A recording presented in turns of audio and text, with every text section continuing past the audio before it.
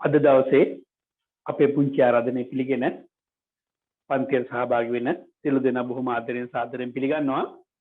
අපි ගිය සතියේ ඉරිදා පටන් ගත්ත අලුත් පන්තිය මේ ගැන චූටි දෙයක් කියන්න ඕනේ. අපි මේ පන්තියේදී ඇත්තටම මූලික වශයෙන් උත්සාහ කරන්නේ රටේ පවත්වන නීතිය මොකක්ද? ඒක කොයි විදිහටද මහේස්ත්‍රාත් අධිකරණ ක්‍රියාවලිය තුළ අදාළ වෙන්නේ? ඒ වගේම යම් අවස්ථාවක කිසියම් නීතිය ගැන හදාරන ශිෂ්‍යයෙක් හරි ශිෂ්‍යාවක් හරි උසාවි ක්‍රමයට ආවහම ප්‍රායෝගිකව මුහුණ දෙන ගැටලු මොනවද? ඒ ටිකට පිළිතුරු මොනවද? පොතේ ඉගෙන ගත්ත දේ සහ උසාවි ක්‍රමය තුළ දකින්න දේ අතර වෙනස මොකක්ද? ඒ වෙනසට හැඩගැහෙන්නේ කොහොමද? ඒ වගේම සාමාන්‍ය පුද්ගලෙක් නම් මොනවා හරි හේතුවකට උසාවියකට යන්න සිද්ධ වුණොත් උසාවි සාමාන්‍යයෙන් කරන ක්‍රියාපිළිවෙල ඒ ගැන ප්‍රායෝගික පැත්ත ගැන පුංචි අවබෝධයක් දෙන්න තමයි උත්සාහ කරන්නේ. ඒ වගේම මේ පන්තියේ අපි සාමාන්‍යයෙන් යොදා ගන්න ක්‍රමය වෙන්නේ කාගේ හරි හොඳ පොතක පරිච්ඡේදයක් යොදා ගන්නවා. ඒ ග්‍රන්ථයේ කර්තෘතුමාගේ අවසරය ඇතුව එහෙම යොදා ගන්න සාමාන්‍ය පොත් වශයෙන් හුඟක් වෙලාවට අපිට මතකේ නිතර රැඳෙන පොත් කීපයක් වෙනවා. පොත් දෙකක් අපි නිතර යොදා ගන්නවා. ගම්පහ ගරු මහේස්ත්‍රාත් මංජුල කරුණාරත්න මැතිතුමන්ගේ අධිකරණ ඉදිරි නීතිය සිවිල් ආපරන්ති ප්‍රායෝගික ප්‍රතිකර කියන හොඳ පොත් දෙකෙන් ඕනම පරිච්ඡේදයක් උපුටගෙන ඒ වගේ මේ වගේ වෙච්ච තැනකදී අපිට යම් ගැටලුවක් තියෙනවා. අපි ඒකත් ඇත්තට මංජුල් සර්ගෙන් අහුවාම සර් බොහොම කැමැත්තෙන් පැහැදිලි කරලා දෙනවා. සර් දන්නවා තව කාට හරි කියා දෙන්න පුංචි ගැටලුවක් වෙලා තමයි අහන්නේ කියලා නොපැකිලව ඒ සඳහා උදව් කරනවා. ඒ වගේ විපතේ මොනවා ගත්තත් කමන්නේ සඳලාල් ඔයත් කාට හරි කියා දෙන්න ගන්න කියලා බොහොම කැමැත්තෙන් ඉගෙන කියනවා. ඒ වගේම තව පොතක් නිතර යොදා ගන්නවා ශ්‍රී ලංකාවේ අපරාධ නීතිය පිළිබඳ තෝරාගත් ලිපි කියලා ගරු පාලිත ප්‍රනාන්දු අපේ හිටපු ගරු නීතිපතිතුමාගේ පොතක්. ඊට අතේකව උදේරෝහන් සර් කියන්නේ UR සර් කියලා සාමාන්‍ය භාවිතයේ කියන උදේරෝහන් සිල්ලාසගේ ඕන පොතක දෙයක් යොදා ගන්න අවසරය දෙනවා. ඒ වගේම සාක්ෂි නීතිය ගැන හරිස් පැල්පොල්සගෙන් අහලා යම් දෙයක් සගේ පොත්පත් වලින් උපුට ගන්නත් පුළුවන්කම තියෙනවා. ඉතින් මම ඔබට ඒ ටික කිව්වේ කපිලගාමි ජයසිංහ ගැටලුවක් ඇත්තෙම නැහැ. ඕන පොතක ඕන දෙයක් ගන්න කියනවා. ඉන්ද්‍රසිංහ සේනාරත්න මල්ලිත් කියන ඕන දෙයක් ගන්න කියලා. සාන්දන ලියනගේ කියලා තව අපි දැන් ගරු මහේස්ත්‍රාත්වරයෙක් වෙන්න යන මිත්‍රෙක් ඉන්නවා. එතුමත් ලියපු පොතේ ඕන දෙයක් ගන්න කියනවා. ඉතින් ඔන්න වගේ අපිට පොඩි සම්බන්ධකම් ජාලයක් හැදෙනවා. මොකද මේ සියලු පොත්පත් වල හොඳ දෙයක් දැක්කොත් අපි ඒ ගැන බලන හින්දා ඒ ඕන පොතකින් දෙයක් උපුට ගන්න අවසරය දීලා තියෙනවා. ඉතින් එහෙම උපුට ගන්න දේවල් එක තමයි මේ පාඩම් ටික අපි යන්නේ. අනික් දෙයක් කියන්න ඕනේ ඔබට යම් කිසි වෙලාවක එක පාඩමක් මගේ හරුණා කියලා ගැටලුවක් ඇති කරගන්න එපා. මොකද අපි එක දිගට වෙනස් පාඩම් කීපයක් වශයෙන් කරන්නේ. එතකොට ඉතින් ඔය කොයි දැනුම් මට්ටමකින් කෙනෙකුට උනත් සරලව අවබෝධ වෙනවා. ඉන්න බැරි වෙච්ච කෙනෙකුට ඒ සඳහා වීඩියෝ එකක් වශයෙන් තියෙනවා. ඊට අමතරව PDF එකක් වශයෙන් තියෙන හින්දා ඉතින් පසු කාලුවේ අරන් බලන්නත් පුළුවන්. ඔබට තියෙන වාසිය වෙන්නේ මොන හරි අපි කතා කරන එක්තරා මාතෘකාවක් ගැන හොඳ පොතක පරිච්ඡේදයක් ඒ සඳහා තියෙන නීතිය ඒකේ සංශෝධන ටික ඔක්කොම ඊළඟට ඒ ටික කොහොමද උසාවි ක්‍රමය තුළ යොදා ගන්න කියන එක තමයි අපේ මූලික අරමුණ වෙන්නේ. එතෙන්දී කවදා හරි දවසක එතකොට නීතිය සම්බන්ධ රැකියාවකට යන කෙනෙක් ඉන්නවා නම් එදාට අර පොතෙන් ඉගෙන ගත්ත දැනුමයි විශ්වවිද්‍යාල අධ්‍යාපනය සහ උසාවිය අතර තියෙන පුංචි ගැප් එක නැත්තම් වෙනස වගේ තැනට අඩුපාඩු හිස්තන පුරවන එක තමයි කරන්නේ. මේ ටික කරන්න මූලික වෙන්නේ අවුරුදු 24ක් විතර මහේස්ත්‍රාත් අධිකරණයේ විතරක්ම සේවය කිරීමෙන් ලැබූ පළපුරුද්ද සහ පොත්පත් කියවලා පණක් ගැන අවබෝධයක් ලබන්න තියෙන කැමැත්තින්ද තමයි දැනුම ටිකෙන් ටික වැඩි කරගන්න අපිට අවස්ථාවක් ලැබිලා තියෙන්නේ. අපි එනම් අපේ පාඩමට යමු. අපි එදා මුල් දවසේ ගිය සතියේ අපෝ එනම් මතකයි අපි මේ පාඩම ගැන කතා කරන්න උත්සාහ කරේ. අපි දන්නවා ඔය බස් එකේ කාන්තාවක් යනකොට කෝච්චියේ කාන්තාවක් එහෙම යනකොට සමහර වෙලාවට කවුරුහරි අනවශ්‍ය මට්ටමේ ගෑවිලා හරි හිරිහැර කිරීමේ අරමුණින් හරි පොඩ්ඩක් ඉතින් හේතුනොත් හරි ඔය අනවශ්‍ය ස්පර්ශයකට හරි ගියොත් හරි ඒ වගේ දේවල් සම්බන්ධව නීතිය කොහොමද ක්‍රියාත්මක වෙන්නේ මොන වගන්ති දෙ ගැන තියෙන්නේ කියන එක තමයි මූලිකව අදහස් කරේ. එදා පන්තියේ තිබිච්ච දේක් පොඩ්ඩක් මතක් කරගෙන යන්න. අපි ඒ සඳහා සාමාන්‍යයෙන් යොදාගත්තේ ලංකාවේ වැරදි ගැන තියෙන පොත සරලවම කිව්වොත් ඒකට අපි කියනවා දන්නේ සංග්‍රහය කියලා. ඕක අර සුද්දක් කාලේ හදපු පොතක්. ඒකේ 345 කියලා වගන්තියක් තියෙනවා. ඉතින් මට තියාගන්නත් ලේසි 345 කියන එක ළඟදී ඉලක්කම් තුන. ඒ 345 කියන වගන්තිය තියෙන්නේ මොකක්ද කියන එක ඔය අපේ ටියුට් එකේ තුන්වෙනි පිටුවේ තියෙනවා. පොඩ්ඩක් වේගෙන් ඒ ටික කරගෙන යන්න. මේ සතිය ටික මේ පොඩ්ඩක් අයිනවත මතක් කරනවා. 345 කියලා තියෙන එකේ තුන්වෙනි පිටුවේ මුල ඒකේ තියෙනවා මෙන්න මෙහෙම. ස්ත්‍රියගේ හිරියොතප් බිඳීමේ අදහසින් නෝ හිරියොතප් කිව්වහම ඔය නිකන් සරල භාෂාවෙන් හිතා ගන්න ලැජ්ජාව සහ බය කියලා. ඒ නෑගේ හිරියොතප් බිඳීමට බිඳවීමට ඉඩ ඇති බව දැනීමෙන්ම යමක ස්ත්‍රියකට අදත්තේට්ටම් කරහොත් හෝ සාපරාධී බලහත්කාරයේ පාතොත් ඔහුට අවුරුදු 2 දක්වා කාලයක දෙයාකාරයක බන්ධනා කරගත කිරීමකින් හෝ දඩයකින් හෝ එකී දනුවම් දෙකින්ම දනුවම් කළ යුතුය කියලා තිබුණා. තවද අතිරේක ඔහුට කසපහර දීමකින් දනුවම් කළ හැකියි කියලා තිබුණා. කසපහර කියන එක නම් ඉතින් දැන් අයින් කරලා ඊළඟට ඒ පරණ පනත තුල තිබිච්ච 345 වගන්තිය ඇතුලේ තිබුණේ අවුරුදු 2ක් ඉරියා ඉන්න පුළුවන් කියලායි දඩයක් ගහන්න පුළුවන් කියලායි තිබුණේ. මේ තිබිච්ච தত্ত্বය පුංචි පුංචි අඩුපාඩුවක් තිබුණා කියලා නීතිය දැනුවත් වෙලා ඒක වෙනස් වෙනවා 95 අංක 22 කියන දන්නේ සංග්‍රහයේ සංශෝධන පනත මගින්. ඒ පනත ඔබේ ටියුට් එකේ 4 වෙනි පිටුවේ තියෙනවා. 4 වෙනි පිටුවේ තියෙන්නේ අර අපි කතා කරපු 345 කියන වගන්තිය ගිය සතියේ ඉස්සරහට කියපු හින්දා පොඩ්ඩක් චුට්ටක් සරලව යම් ප්‍රමාණයක් කියන්නම්.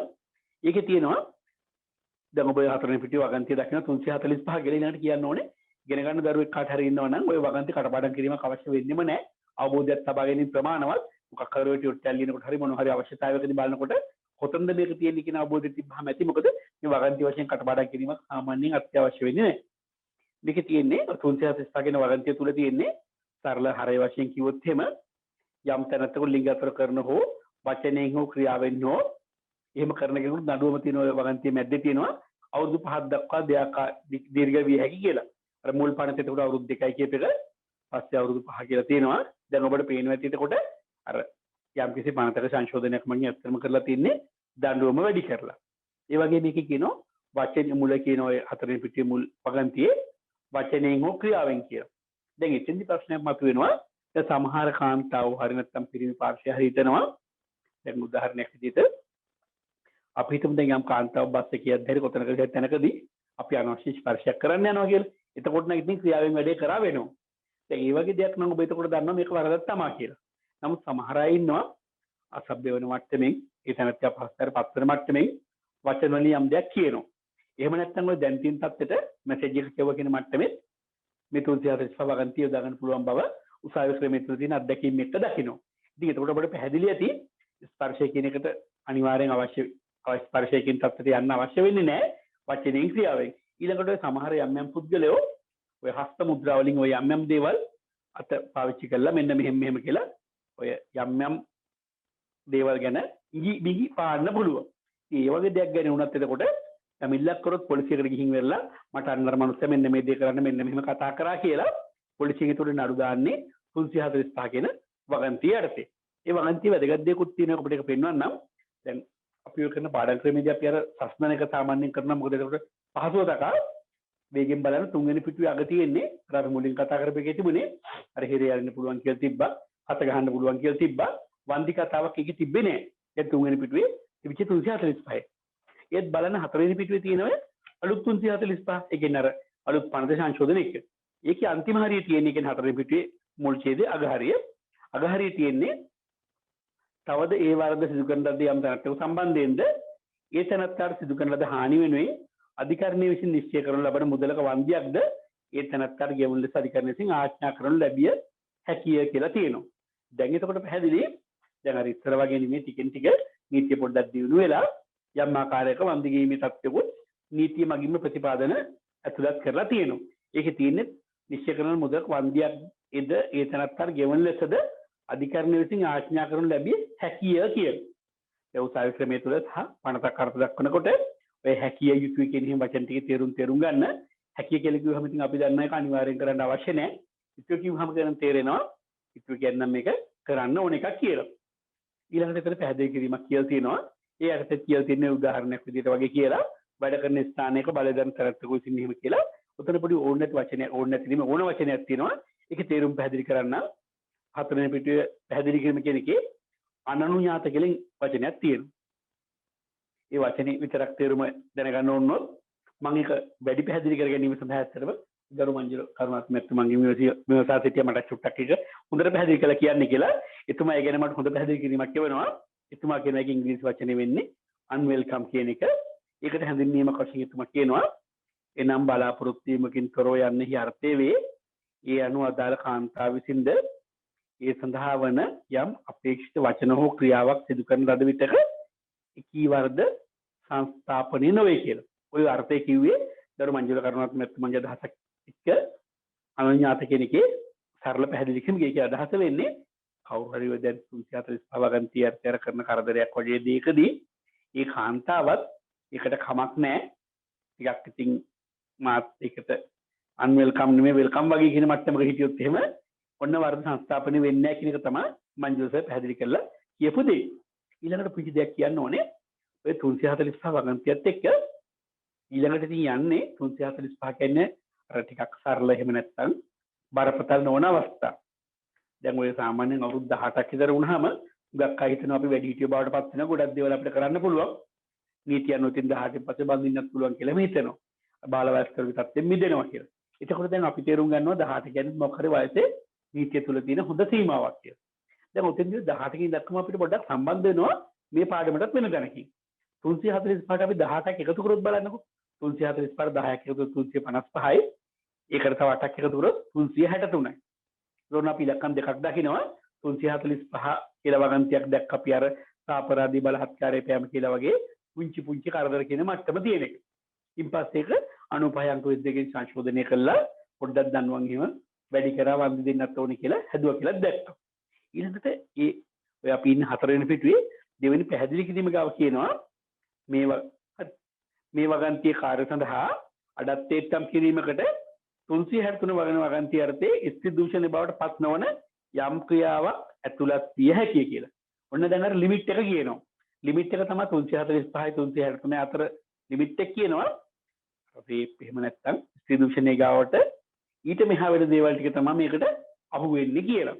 ඊළඟට ඉතින් ඔය ස්ත්‍රී දූෂණය ගැන කියනකොටත් කියන්න ඕනේ.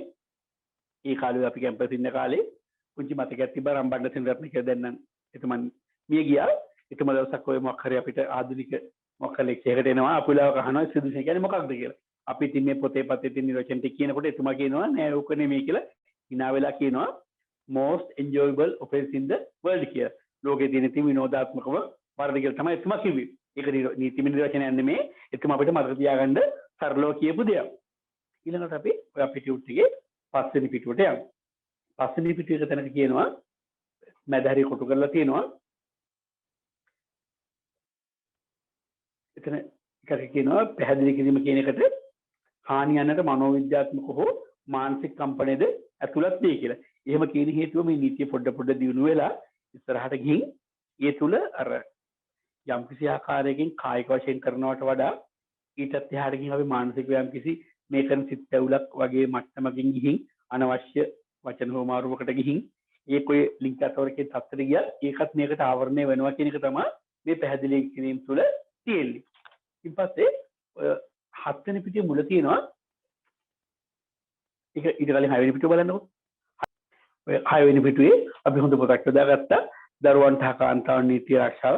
ඔබ ගුරුසේන බුක් ෂොප් එකේ සහ තරසාවික එහෙම තියෙනවා රුපියල් 500ක් වගේ වෙන හොඳ පොතක්. පොත ලියපු කතුරුතුමිය වෙන්නේ දේශන ගණනාවකට යන ළම ආරක්ෂණ අධිකාරියේ ඉහළම තනතුරක් හොබවන සහෝදරනි නිති මහත්මිය. එතුමියගේ පොතෙන් අපි උදාගත් එක තැනක තියෙනවා 7 වෙනි පිටුවේ මුල. 345 වගන්ති ගැන කියලා තියෙනවා. අඩත්තේට්ටම් කිරීමෙන් හෝ සාපරාධී බලහත්කාරය පෑමෙන් යම් තැනැත්තෙකුට ලිංගිකත්වර කිරීමයි ක්‍රියාවෙන් පමණක් නොව වචනයෙන් සිදුවන ලිංගික ක්‍රියාවද මේ අර්ථය වැටේ කියලා. ඉතින් තව දෙයක් කියන්න ඕනේ ක්‍රියාවෙන් වචනයෙන් විතරක් නෙමෙයි ඔය අංග චලනයෙන් කරන දේවල් මේ අර්ථය වැටෙන බවට නීතිය තුල මෑත කාලින වර්ධනයක් තියෙනවා. ඉන් පස්සේ ආයතන පුංචි වගන්තියක් දෙන්නලා තියෙනවා අපිට 7 වෙනි පිටුව අගහරිය 343 කියන. හරිද? ඔව්. දැන් මොතෙන්දි කියන්න ඕනේ දැන් 345 කියන වගන්තිය ගැන කිව්වහම 345 කියන එක ළඟ ඉලක්කම් තුන ඔය කාන්තාවකට එහෙම පුංචි කරදරයක් කළාම පොඩ්ඩක් ඉතින් කියන කාන්තාව පොලිසියකින් පැමිණිලත් අලුත් සාය ආවට පස්සේ සමහර ටික දවසක් යනකොට කියනවා කාන්තාවගේ පැත්තෙන් ඇවිල්ලා කියනවා මට මේක සමාදාන කරගන්න ඕනේ මට මේ නඩුව ඉස්සරහට ගෙනියන්න අවශ්‍ය නැහැ කියලා. ඉතින් එහෙම කියපු වෙලාවක නීතිමය රාමුව තුල 345 වගන්තිය සමත කරන්න පුළුවන්ද බැරිද කියන එක ගැන අපිට පුංචි අවබෝධයක් තියෙනවා වටිනවා. ඒ අවබෝධය එතකොට කාන්තාවටත් වටිනවා නීතියෙන් දැනවත් වෙන අපිටත් වටිනවා. කාන්තාවට වටිනවා පැමිණිල්ලක් කරාට පස්සේ පසුතැවුනොත් අනේ මට මේක කරදරය උසාවි ගිහින් සාක්ෂි දෙන්න මට මේක අයින් කරගන්න ඕනේ කියලා සමාදාන වෙන්න බැරිද කියලා අහනකොට ඔන්න ඔබට උත්තරේ කියා දෙන්න පුළුවන්. ඒ සඳහා අපි ඔබට යොදාගත්ත 8 වෙනි පිටුවේ තියෙනවා අවශ්‍ය නීතිමය වගන්ති ටික. 8 වෙනි පිටුවේ වෙනකොට 8 වෙනි පිටුවේ තියෙනවා නීතිය ගැන දන්න ඕන කෙනෙක් දන්නවා අපරාධ නඩු විධාන සංග්‍රහය කියලා තියෙනවා ඒකේ සාමාන්‍යයෙන් ඉතින් ඔය කාර්යපටිපාටියේ නීතිය ක්‍රියාත්මක වෙන හැටි ගැන තියෙන පොත. අර මුලින් අපි ධර්ම සංග්‍රහය කියලා කිව්වේ ලංකාවේ වැරදි ගැන නිර්වචනය කරලා තියෙන මෙන්න මේ වරද මෙන්න මේකයි කියලා තියෙන පොත. අටවෙනි පිටුවේ අපි පෙන්නලා තියෙනවා ඔබට. ඒකේ බලන්න කොටු කරපු කොටස. මුලින් තියෙනවා හොඳට විමසිල්ලෙන් බැලුවොත් 1 2 3 4 5 කියලා 7 8 කියලා මාතෘකා 8ක් වගේ හදලා තියෙනවා ඒක. ඒ කියන්නේ පොතේ තියෙන දේ. එතන ඔන්න එක තැනක තියෙනවා වගන්තිය. වගන්තියක දැන් අපි අර කොටු කරපු කොටු දෙකක් තියෙනවා. උඩ එකක් පේන්න තියෙනවා 343 කියලා. පැහැදිලිද? ඔව්. ඒක ටිකක් එහාට ගියාම අර 6 වෙනි පේළිය. ඒ කියන්නේ උඩ මාතෘකාව බැලුවොත් එහෙම සමතේට පත් කළ හැකිද නැතොත් නොහැකිද යන බව කියලා තියෙනවා. මේ මාතෘකාව ගාව පල්ලෙහාට එනකොට 343 ඉස්සරහින් තියෙන්නේ සමතේට පත් කළ හැකිය කියලා. පැහැදිලිද? ඊළඟට ඊට චුට්ටක් පල්ලෙහාන් තියෙනවා 344 කියලා එකක් තියෙනවා. ඊට පස්සේ තියෙනවා 345 කියලා. 345 කියන එක ගාව තමයි දැන් අපි අර කතා කරපු වරද තියෙන්නේ. ඔය හිරියොත් අබ්බින්දීමේ අදහසින් අඩත් එක්කම් කතාව කියලා අර කරදර කරනවා වගේ කියපු එක. මේ වරද සම්බන්ධ වෙතකොට 345 ඉස්සරහෙන් නම් තියෙන්නේ එම කියලා තියෙනවා. එම කියන එකේ උඩ බැලුවම අපිට හම්බ වෙනවා සමතේටපත් කළ නොහැකිය කියලා. පැහැදිලිද? එතකොට දැන් ඔබට සරලව මතක තියාගන්න තියෙන්නේ 345 කියන වගන්තිය අර්ථය තිබුණාම නම් ෆැමිලි දාලා උසාවිය වෙilla ෆැමිලි කාර්යකාන්තාව කිව්වොත් මම කැමතියි සමාදාන වෙන්න කියලා. ගරුතුමාට හරියට නම් කියන්න වෙන්නේ Taman තෝල්ලාට ෆැමිලි කරන්නයි මේ වගන්තියට සමාදාන කරන්නයි මට බලයක් නැහැ 345ම කරන්න බෑ කියලා. එහෙම කියන හේතුව තමයි එතකොට අපි මේ තේරුම් ගත්තේ අර අපරන්ද සංග්‍රහය කියන පොතේ 345 ඉස්සරහින් තියෙන සමාදාන කරන්න හැකි කියලා. හැබැයි උසාවි ක්‍රමයේ දුක ප්‍රායෝගිකව සිද්ධ වෙන්නේ වගේ වෙලාවක ෆැමිලි පාර්ශ්වයක. එහෙම නැත්නම් අර කරදරයටපත් වෙච්ච පාර්ශ්වයක. සාමාන්‍යයෙන් ෆැමිලි පාර්ශ්වයේ අර මුලින් ෆැමිලි කරපු කෙනාට අපි උසාවි ක්‍රමයේදී කියනවා පෑසායක කියලා. ෆැමිලියේ පළවෙනි සාක්ෂිකාරී කියලා. අපි හිතමු දැන් කරදරයටපත් වෙච්ච කාන්තාවම තමයි ෆැමිලි කරේ කියලා. ඒ කාන්තාව ඉල්ලීමක් කරාම ගොඩක් වෙලාවට උසාවියෙන් එක්ක කියනවා පොලිසියෙන් නැවත ප්‍රකාශයක් ගන්න කියලා. ඉතින් කට උත්තරයක් නැවත ලියාගෙන ඊළඟ දවසේ උතර පොලිසියෙන් කරන වැඩේ අර 345 කියන වගන්තිය 343 කියන ලිහිල් කරලා චෝදනා දානවා කියලා වරද මොකද්ද කියලා කියා දීලා එවනවා. එහෙම කියා දෙනකොට ඔන්න අපි දැන් දැනගන්නවා 345 කියලා කිව්වම මේක ඉස්සරහන් තියෙන්නේ සමතේටපත් කළ නොහැකිය කියලා. හැබැයි 343 කියන තැන කරාම සමතේටපත් කළ හැකිය. පැහැදිලිද? ඔව්. ඉතින් ඔන්න ඔබට යම් දෙයක් කිව්වොත් කිව්ව දේ තමයි 345 වගන්තිය කියවම සමාදාන කරන්න බෑ. හැබැයි උසාවි ක්‍රමයේදී කරන් දෙකක් අපර 343 කරගන්නවා. 343 කරාම නම් ඔබ සමාදාන කරන්න පුළුවන්. ඊළඟට අර 9 වෙනි පිටුවේ ඔබට උඩින් දීලා තියෙන අපි පොඩි සරල කෙටි ක්‍රමයක් වගේ එකක් 345 18ක් එක වගුණාම 363යි කියලා. ඒක පෙන්නුවේ අර ස්ත්‍රී දූෂණය ගැන කියන්න ඕන හින්දා. දැන් ඊට පස්සේ ප්‍රශ්න මතුවෙනවා ස්ත්‍රී දූෂණය කියන්නේ මොකක්ද කියන එක දෙනකොට ඒක ගැන තියෙනවා ධන්නේ සංග්‍රහය කියන පොතේ ගැන වැරදි ගැන තියෙන පොතේ 363 වගන්තිය. ඔය මුලින් තියෙන ඉස්සර කාලේ තිබිච්ච හැටි. ඒකෙන් තියෙනවා පළමුව කියලා තියෙන එකේ කැමැත්ත විරුද්ධව දෙවෙනුවගේ කැමැත්ත නොමැතිව තුන්වනුව මරණය හෝ තුවාල කිරීම පිළිබඳ බයකට පමුණුවා ඉන්පසු ගන්න ලැබූ කැමැත්ත ඇතිව කියලා. ඉතින් පියක් කියලා තෝ මරණව මට මේ වැඩේ කරන්න දුන්නේ නැහැ කියලා හැම කාන්තාවට අර කියන බරපතල සිද්ධිය කරොත් කියලා තමයි තේරුම් ගන්න තියෙන්නේ. ඉතින් හතරවෙනුව කියලා තියෙනවා තමාගේ ස්වයං පුරුෂයා නොවන බවද තමා එහා නිස්සනක විවාහ වූද විවාහ වූ නැතහොත් විවාහ වූ ලෙස විශ්වාස කරන ලැබූ වෙනත් පුරුෂයෙකු බව ඇය විශ්වාස කළ නිසා ඇගේ කැමැත්ත දුන් බවද පුරුෂයා දන්නා වූ අවස්ථාවකදී ඇගේ කැමැත්ත ඇතිව කියලා තියෙනවා. ඔය ඔක්කොම දේවල් කිව්වට ඔය වගන්තිය පුංචි දෙයක් තියෙනවා. ඔය තිබුණේ පරණ වගන්තිය.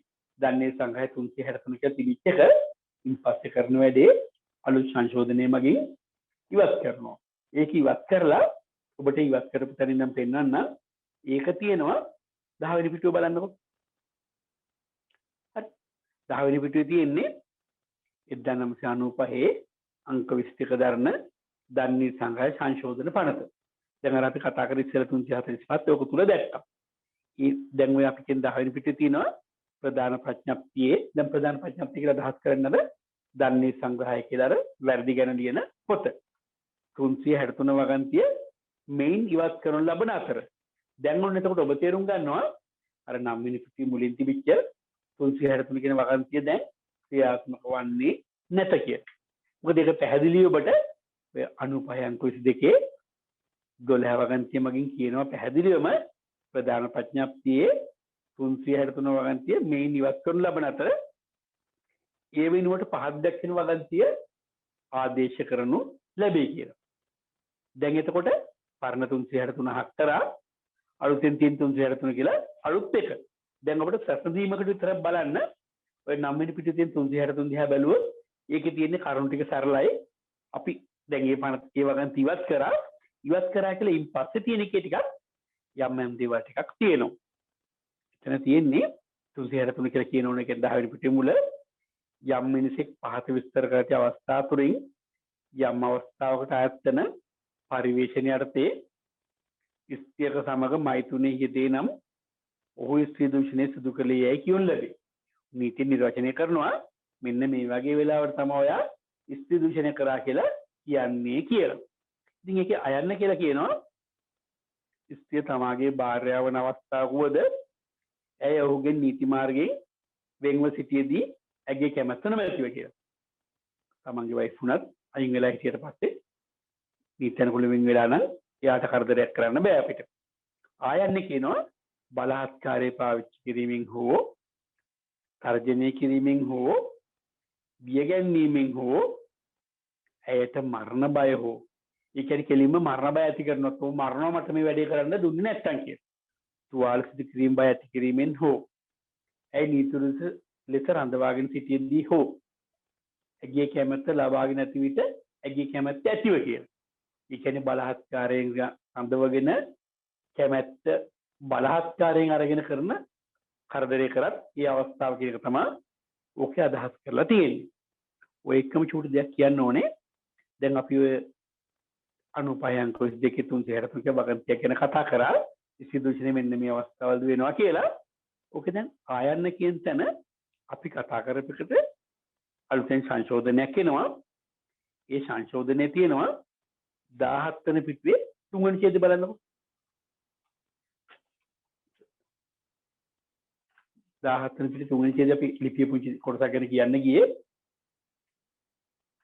3 වෙනි ඡේදය බලන්නකො. එතන තියෙන්නේ ශ්‍රී ලංකාවේ අපරාධ නීති පිළිබඳ තෝරාගත් ලිපි කියලා පාලිත මනසගේ ලිපියක පුංචි ඡේදයක් කොටසක් මෙතන සම්බන්ධ කරගන්නවා.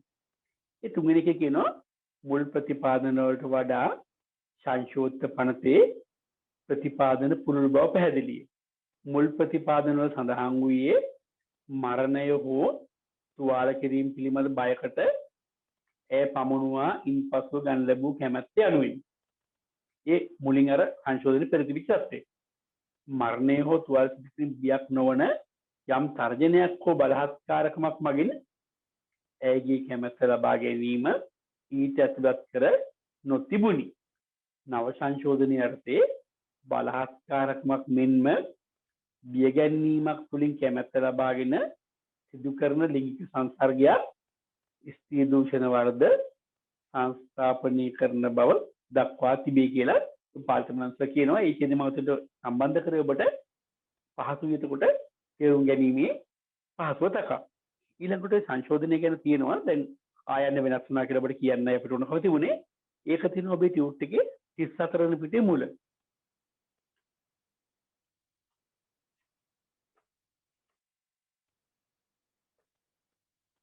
හරි. 34 පිටුවේ. එතන තියෙනවා 1998 අංක 29 දරන දන්නේ සංග්‍රහය සංශෝධන පනත. දැන් අපි වෙන පනත තුනක් ගැන කතා කරන්නේ. එකක් තමයි දන්නේ සංග්‍රහය කතා කරා. ඒක ගැන කියනකොට ඊට පස්සේ 95 අංක 22 සංශෝධනය වුණා කියලා කිව්වා. සංශෝධනය වුණාට පස්සෙත් අපි ආයි කියනවා සංශෝධනයෙන් ගෙන පර සිදුවන කියන එකේ නිර්වචනය තියෙන එකේ ආයන්න කියන ඡේදය. ආයන්න කියලා දැන් අර අපි හිටියේ 10 වෙනි පිටුවේ බලහත්කාරයේ කතාවක් කියන තිරිච්චය. ඒකත් එතකොට ආයි වෙනස් වෙනවා 98 අංක 29 සංශෝධනයේ 363 වගන්තියේ ආචේද ඉවත් කර ඒ වෙනුවට පහක් දක්වන ඡේදය ආදේශ කිරීමෙන් කියලා. එතකොට දැන් අර මුල් පනතේදී තිබිච්ච එක වෙනස් වෙලා 95 අංක 22කින් ආවා. ඒ ආපු එකේ ආයන්න කියන කොටස නැවත වෙනස් කළා 98 අංක 29. දැන් ඔබට පැහැදිලි එතකොට යම් යම් ආකාරයක නීතිය තුල අඩුපාඩු දැක්කම සංශෝධනත් එක්ක ඉස්සරහට යනවා. එහෙම ගිහින් වැඩි යහපතක් කරන එක තමයි නීතිය තුල අරමුණ වෙලා තියෙන්නේ. අපි ආයි 11 පිටුවට යමු.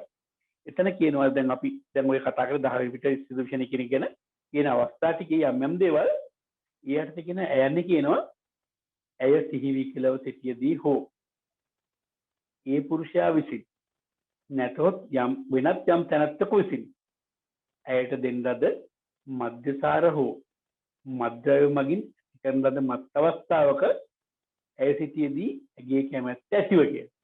දැන් කල්පනාව නැතුව ඉන්න වෙලාවක ඒ පුරුෂයා හරි වෙන කෙනෙක් හරි අරක්කු කසිප් හරි මොනවා හරි බොන දෙයක් දීලා හරි මද්ද්‍රව්‍ය ටිකක් දීලා හරි මත් වෙලා ඉන්නකොට දීපු කැමැත්තක් ඇතුව ඉඳද්දිතර කාන්තාවට කරදරකාරී වැඩේ කරොත් ඔන්න සිදුසිඳ වැටෙනවා කියන එක තමයි ඔය ඇයන්නේ කියන කස්සේ තියෙන දේ.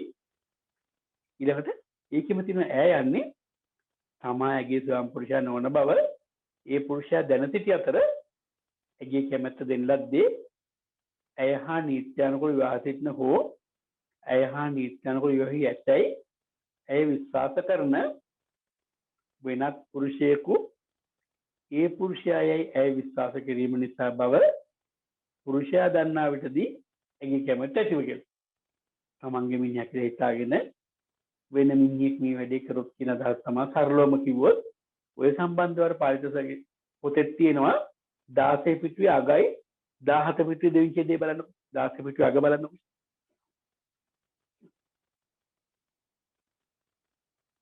දාසේ පිටු අග හරිය කියනවා. එතන කියනවා අන්තිම දාසේ පිටු අග හරියේ විවාහයකට ඇතුළත් වූ පාර්ශ්වයන් අතර පවතින වළංගු විවාහයක් දිසාධිකරණයක් මගින් අවලංගු කරන තුරු. එහෙම කියන්නේ දික්කසාද වෙන්න පුළුවන් වෙන දිසාධිකරණයට ගිහින් මූලිකව පොද මහේස්ත්‍රාත් අධිකරණය කියන්නේ පොලිස් උසාවියකට අපි සරලව කියන එක තුළ දික්කසාද නඩුවක් සිද්ධ වෙන්නේ නැහැ. ඒ සඳහා යන දිසාධිකරණ අවලංගු කරන තුරු වළංගු විවාහයක් ලෙස පවතින අතර එකී අවස්ථාව වනතුරු වායුවාහක පාර්ශ්ව කර්ම අතර ස්ත්‍රියගේ කැමැත්තට එරෙහිව සිදුවන ලිංගික සංසර්ගය වර්තමාන නෛතික තත්ත්වයේ යටතේ ස්ත්‍රී දූෂණයක් නොවන්නේ කියලා තියෙනවා. කසාද බැඳලා ඒක ලෙහලා ඉවර වෙලා නැත්නම් කියන අදහස් තමයි සරලවම කිව්වොත් ඒ සම්බන්ධව පාරිතෝෂික පොතේ කියන වගන්තිය ඔබ දකිනවා 363 ඈ වගන්තිය විදිහට. දැන් අපි 363 ඈ කියන එක ගැන තමයි කතා කරලා මෙහාට ආවේ. ඒ වගන්තියත් එක්ක පස්සේ පාරිතෝෂික පොතේ ලිපියත් පොඩ්ඩක් අවබෝධයෙන් ටිකින් ටික කියවලා බැලුවොත් වැඩි පැහැදිලි කිරීමකට ඔබට ප්‍රයෝජනවත් වෙයි. ඊළඟට ආයි යන්න කියන එකේ තියෙන 11 යන්න කියන එකේ ස්ත්‍රිය වයස අවුරුදු 12ට වැඩි වන්නා වූද 11 පිටුයි. අපි 10 වෙනි පිටුවේ තියෙන ඉන්ස්ටිටියුෂන් එකේ කියන නිර්වචනය අස්සේ හිටියේ ඒකේ යන්නේ තියෙනවා ස්ත්‍රිය වයස අවුරුදු 12ට වැඩි වන්නා වූද එම් පුරුෂයාගේ භාර්යාව වන්නා වූද සහ ඇය එම් පුරුෂයාගෙන් නීති මගින් වෙන්වී නොමැති නම් මිස ස්ත්‍රිය වයස අවුරුදු 17ට අඩු වන විට ඇයගේ කැමැත්ත ඇති හෝ නැති කියලා. ඔක ඔය උච්චර ගැඹුරින් හිතන්න අවශ්‍ය නැහැ. උතන 12 කතාවක් ඇවිල්ලා තියෙන්නේ. අර මුස්ලිම් නීතිය යටතේ තාමත් එක රටක් එක නීතියක් කිව්වට පුංචි වෙනසක් තියෙන හින්දා අපිට සරලව අවබෝධ කරගන්න තියලා තියෙන්නේ ලංකාවේ දැනට බලපවත්න නීතියත් එක්ක කසාද බඳින්න නම් අවුරුදු 18 වෙන්න ඕනේ. හැබැයි අවුරුදු 16 පැන්න කෙනෙකුට කැමැත්ත දෙන්න පුළුවන්. ඒ කියන්නේ කැමැත්තෙන් අවශ්‍ය ලිංගික කටයුත්ත කරන්න පුළුවන්. එහෙම කරපු වෙලාවක ඒක ඉස්තිදූෂණයක් බවට පත් වෙන්නේ නැහැ. නමුත් 16 18 අතර තියෙන ප්‍රශ්නේ මතුවෙන්නේ විවාහ වෙන්න විදියකුත් නැහැ. මොකද සාමාන්‍ය විවාහඥා පනත යටතේ අවම වයස විවාහ වෙන්න 18 කියන එක කරලා තියෙනවා. එතකොට අපිට පොඩි ප්‍රශ්නයක් මතුවෙනවා. අපි සරලව අවබෝධ කරගන්න පුළුවන් දේ තමයි 16ට අඩු නම් කැමැත්ත තිබුණත් නැතත් මේ කතාව වැඩක් ඇත්තෙම නැහැ. ඒකට හේතුව වෙන්නේ දැන් සමහර අවස්ථාවල යම් හිතනවා වයස පොඩ්ඩක් හොඳටම ළඟයි 16 වෙන්න හොඳටම ළඟයි. එහෙමනම් ඉතින් එතකොට කමක් නැහැ නේද? කැමැත්ත කියන එක ප්‍රශ්නයක් වෙනවද කියලා. ඒ සම්බන්ධව එතකොට නීතිය තුළ විශේෂයෙන් පැහැදිලිවම කියන්නේ දවසක් හරි අඩු නම් ඒක කැමැත්තක් දෙන්න පුළුවන් වයසක් නෙමෙයි කියලා. ඒ සම්බන්ධව පුංචි සරල නඩතින්ද කොටසක් ඔබට පෙන්වන්නම්. ඒක තියෙනවා ඔය ටියුට් එකේ 38 පිටුවේ. ඒක අපි යොදාගත්තේ ව්‍යවස්ථාපිත සිදුවීම් කියන එක ගැන අපි කලින් කතා කරපු දරුවන්ට කාන්තාවන් නීතිය ආරක්ෂාව කියන සජීවනී රබේ කොන් මහත්මිය ලියපු හොඳ පොතේ එක්තරා පිටුවකින් යොදාගත්තා. ඒ පිටුවේ මෙන්න මෙහෙම තියෙනවා. දැන් අපේ පිටුවේ 38 පිටුවේ. වයස අවුරුදු 16ට අඩු දැරියක් ලිංගික කටයුතු සඳහා ලබා දෙන කැමැත්ත නීතිය ඉදිරියේ පළං කැමැත්තක් නොවන බවට මනාව පැහැදිලි කරන නඩු තීන්දුවක් නම් කියලා නඩු තීන්දුවක නමක් කියන කුමාරය දිරිය ශ්‍රී ලංකා ජන රජය අභියාචනාධිකරණ කියලා නඩු අංකයක් එක්ක. ඒකේ කියනවා කුංචි ඔය වගේ දෙයක් තින්ද කියන්න මෙහි අදාළ වින්දිද්දරිය කියලා දහස් කරන්නේ එතකොට අර කරදරයටපත් වෙච්ච කෙනා කෙනෙක්. චූත්‍යය කියලා කියන්නේ එතකොට නඩුවේ අර වැරදිකාරයා වගේ ඔබට පේන ඒ කියන්නේ අදාළ වැරද්ද කරා වගේ පේන කෙනා. චූත්‍යගේ බිරිඳගේ සහෝදරිය වන බූ අතර අදාළ වරද ඇගේ කැමැත්ත මත සිදුව තිබිනි. ඇය ඒ වන විට වයස අවුරුදු 16 සම්පූර්ණ වීමට ඉතාමත් ආසන්නව. එනම් අවුරුදු 15යි මාස 11ක් වයස ඇති විය. 16 වෙනිද තමාසයක් තිබින.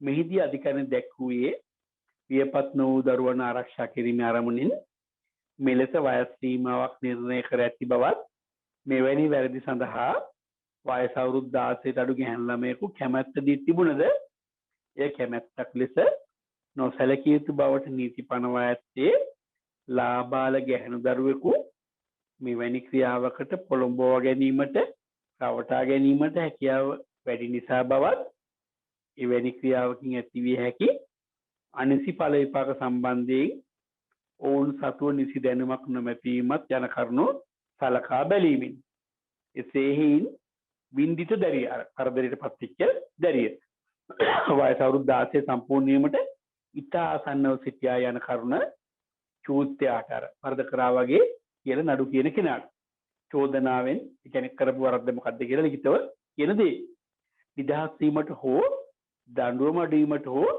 සාධාරණ කරුණක් නොවිය යුතු බව මෙහිදී අවධාරණය කෙරෙනි කියලා කියනවා. ඒ ප්‍රායෝගික தත්ත්වය උසාවි ක්‍රමයේ තුල අවුරුදු 16 දවසක් හරි අඩු නම් කැමැත්ත දෙන්න බෑ කියන එක තමයි සලකන්නේ.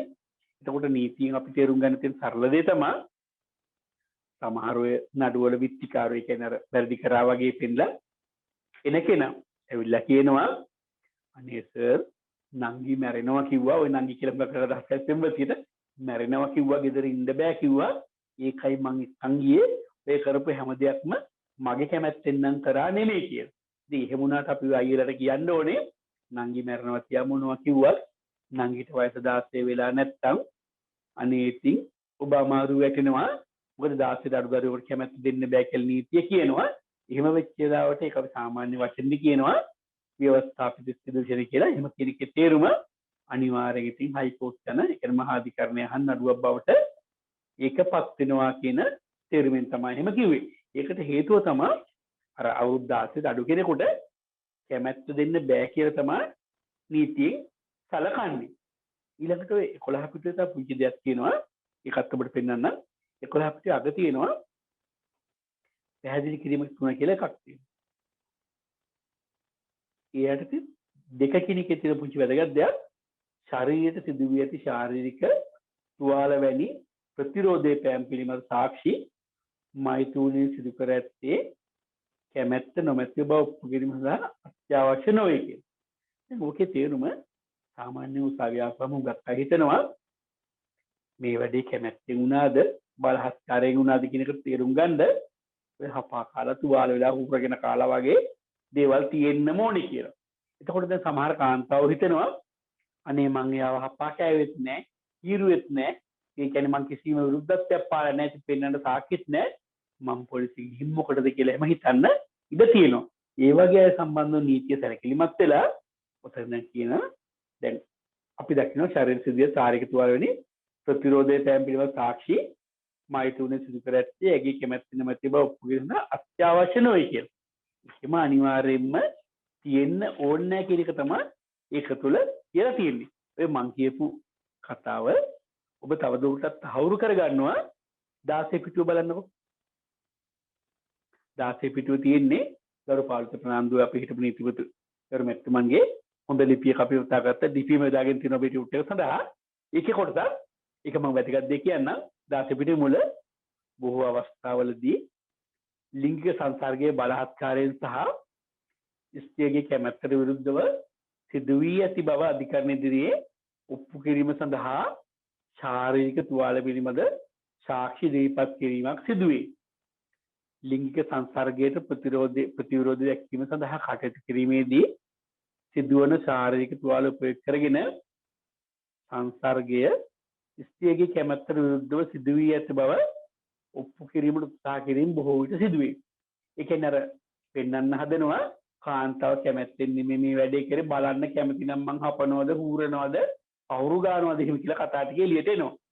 කෙසේ වුවද 1995 අංක 22 දරන සංශෝධන පනත මගින් දන්නේ සංග්‍රහයේ 363 වගන්තියට එක් කර ඇති නව පැහැදිලි කිරීම පහත සඳහන් ලෙස දැක්වේ. දැන් ඔය පහත සඳහන් ලෙස දැක්වේ 16 පිටුවේ කියන කොටස ශරීර සිදුවිය ශාරීරික තුවාල වැනි ප්‍රතිරෝධ පෑම් පිළිබඳ සාක්ෂි මෛත්‍රී සිදු කර ඇත්තේ කැමැත්ත නොමැති බව ඔප්පු කිරීම සහ අත්‍යවශ්‍ය නොවේ කියලා කියලා තියෙනවා. ඒ කොටස තමයි ඔබ කලින් දැක්කේ අර 363 ඈ වගන්තිය යටතේ. දැන් එතකොට අපිට පැහැදිලි ලිපිය තුල කරුණු පෙන්නනවා. ඒ පෙන්නන කරුණු ටික පනතේ මෙන්න මෙහෙම තැන්වල තියෙනවා කියලා ඔබට පෙන්වනවා. ඊළඟට 12 පිටුවටත් යන්කෝ. 12 පිටුවේ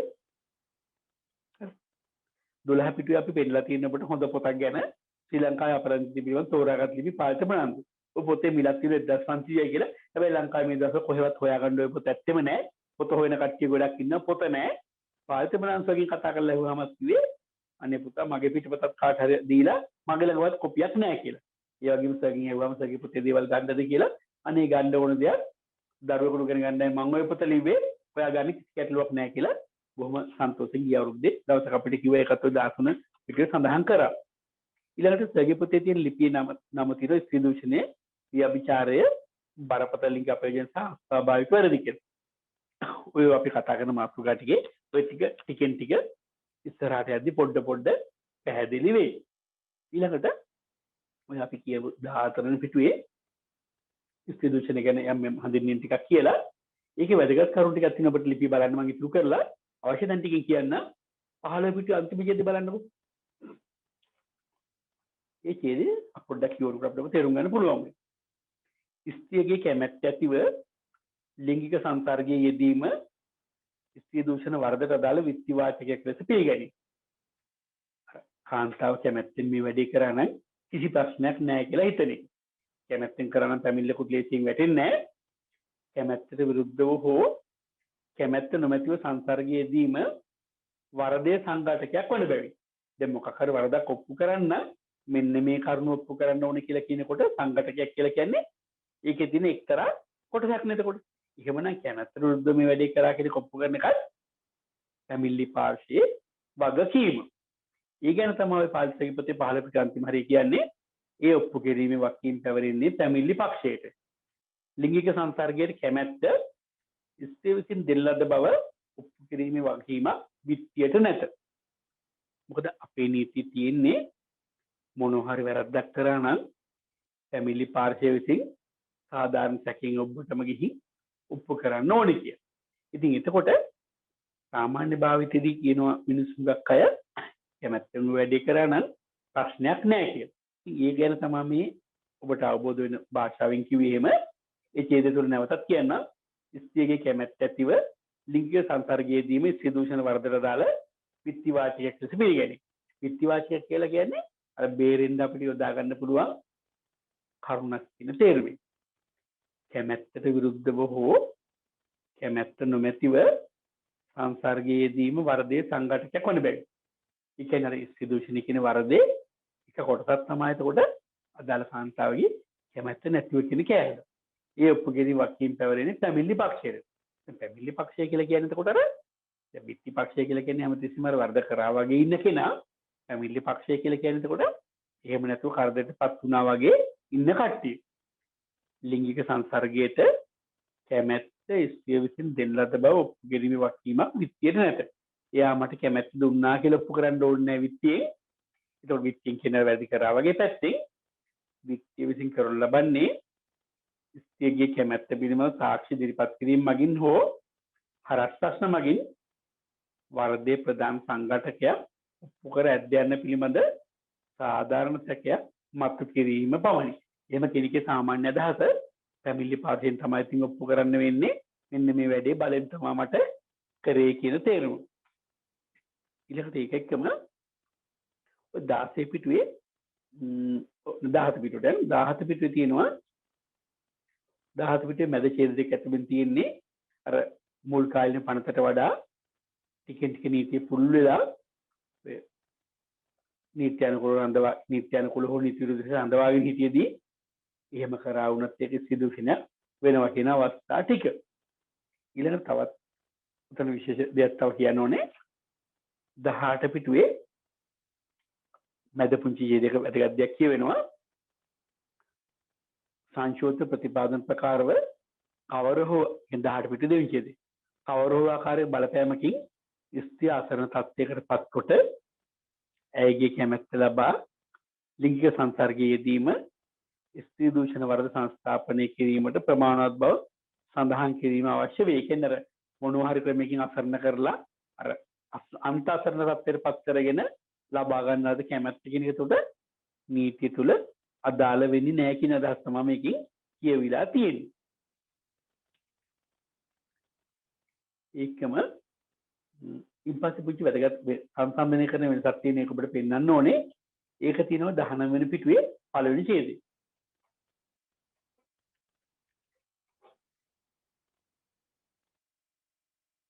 ඒක බලන්න කලින් ඔබට පෙන්වන්න එක අපි සංසන්දනය කරන දෙකක් තේරුම් දැක්කොත් නේ අපිට සංසන්දනය කරගන්න පුළුවන් වෙන්නේ.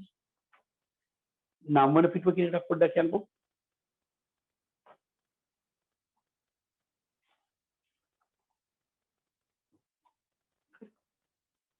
9 වෙනි පිටුවේ අගහරිය තියෙනවා 4 වුණුව කියලා එකක් තියෙනවා. ඔය දැන් 9 වෙනි පිටුව කියලා අපි කතා කරේ අර ඉස්සර තිබිච්ච පරණ දන්නේ සංග්‍රහයේ 363 වගන්තිය. හැබැයි අපි දන්නවා මේ වගන්තිය අයින් කරා කියලා 95 අංක 22. ඒ වුණාට මේකේ පුංචි සැලඳීමක් තියෙන එක පෙන්වන්නයි ඔබට උනන්දුනේ. දැන් 9 වෙනි පිටුවේ 4 වුණුව කියන එකක් තියෙනවා. තමායගේ ස්වයං පුරුෂයා නොවන බවද තමා එහා කියලා මේ මගේ මිනිහා කියලා රැවටිලා කරා වගේ කියන අවස්ථාව. ඒක එතකොට දැන් අපි 363 වගන්තිය කියන එක වගන්තිය අයින් කරා කියලා කිව්වට 95 22කින් ඔබට පෙන්වන්න ඕන වෙනසක් වශයෙන් පෙන්වන්න ඕනේ 363 4 වෙනුවක තිබිච්ච කොටසම තියෙනවා 95 අංක 22 කියන එකකින් අලුතෙන් ගෙනාපු එකෙත් තියෙනවා. ඒ විදිහටම වගේ ඒක තියෙනවා 11 වෙනි පිටුවේ මැද බලන්නකො. ඒකේ අර ඈ කියන එක බලන්නකො.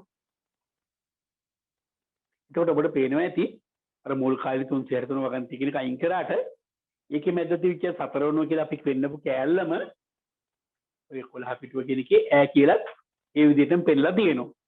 ඒ කියන්නේ අලුත් සංශෝධනය තුලත් ඒකට අර තමන්ගේ පුරුෂයා නොවන කෙනෙක් මං ඔයාගේ පුරුෂයා කියලා වටලා මේ වැඩේ කරොත් කියන තීරමයි මට ඔබට කියන්න ඕනකම තිබුණේ. ඒකට ප්‍රායෝගික උදාහරණයක් ඔය පාල්තස කියනවා. ඒක 19 වෙනි පිටුවේ අගහරිය තියෙනවා. මෙකී 19 වෙනි පිටුවේ අග මෙකී අවස්ථාවේ සිදුවන්නේ අදාළ කාන්තාව යම් රැවටීමකට භාජනය කර ඇයගේ කැමැත්ත ලබා ගැනීම. මෙවැනි අවස්ථා විරල විය හැකි නමුත් දෘශ්‍යාබාධිත කාන්තාවක් පිළිබඳ වාර්තා වූ මෙවැනි සිද්ධියක් බොහෝ කලකට පෙර අධිකරණ හමුවේ විභාග වීම සිදු විය. යම් කාන්තාවක් විවාහ කර ගැනීමේ ව්‍යාජ ලියාපදිංචි කිරීමක් සිදු කර ඇය හා ලිංගික සංසර්ගය දෙන්නෙකුට මෙකී ප්‍රතිපාදන අදාළ විය හැකිද යන්න පැන්නෑගේ හැකි ප්‍රශ්නයකි. ඔය දිගින් දිගට කතා කරගෙන ගිහින් තියන්නේ අර පුරුෂයා කියලා රවට්ටලා ඔය ඕනේ නැති වැඩේ කරොත් කියන. ඉන්පස්සේ ආයි අපිට වැදගත් දෙයක් තියෙනවා. ඔය අවුරුදු 16 කතාව ගැන විස්තරාත්මකව ඔය පාලිතපන්සගේ පොතේ ගත ලිපිය තුල තියෙන අපේ ටිකේ 20 පිටුවේ අග බලන්නකො. දැන් අපි සාකච්ඡාව අවබෝධ කරගන්නේ මාතෘක තියාගෙන පහසුව තකා මාතෘක තියාගන්න අවුරුදු 16 වෙනකන් කැමැත්ත දෙන්න බෑ 18 වෙනකන් බඳින්න බෑ 16ට වැඩි කෙනෙක් කර උසාවි ක්‍රමයේදී ඇවිල්ලා කියනකොට අනේ නංගි මැරනවා කිව්වා.